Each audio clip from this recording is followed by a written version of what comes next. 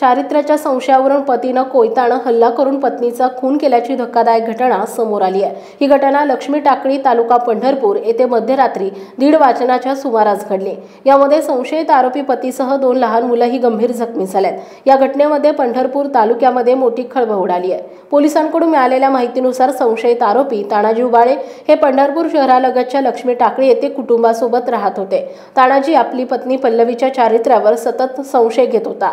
यावरून दोघांमध्ये कडाक्याचं भांडण झालं। यातून मध्यरात्रीच्या सुमारास आरोपी पती तानाजी उबाळे यानं पत्नी पल्लवी उबाळे वय वर्ष 35 हिच्यासह शिवम उबाळे वय वर्ष 9 आणि सार्थक उबाळे वय वर्ष 7 या लहान मुलांवर देखील धारदार कोयत्यानं हल्ला केला। या हल्ल्यामध्ये पत्नी पल्लवी हिचा जागीच मृत्यू झाला तर दोन्ही मुलं गंभीर जखमी झालेत। तानाजी हल्ला करत असताना पल्लवीनं प्रतिकार करण्याचा प्रयत्न केला।